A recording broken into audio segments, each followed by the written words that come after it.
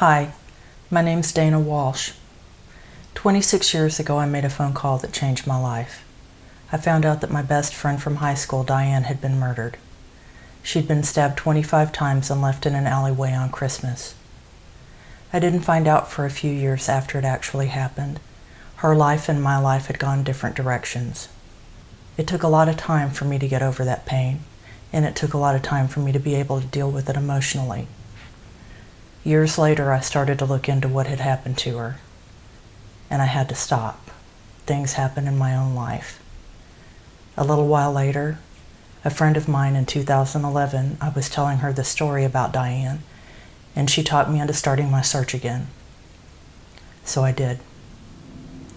I started to search, and it ultimately became the documentary that I'm working on now. But there was a lot more to her story. When we were 17 years old, she told me she was being sexually abused.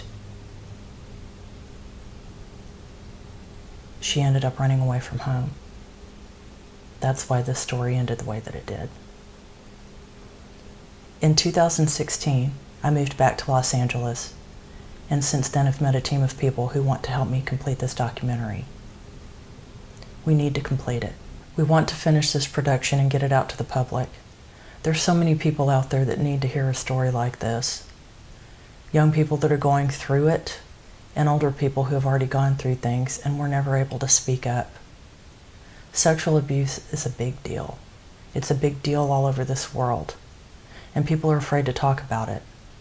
We want to encourage them to talk about it. We are involved with a nonprofit organization called From the Heart Productions that takes 100% tax-deductible donations. So, whatever you can do would really help us. Thank you.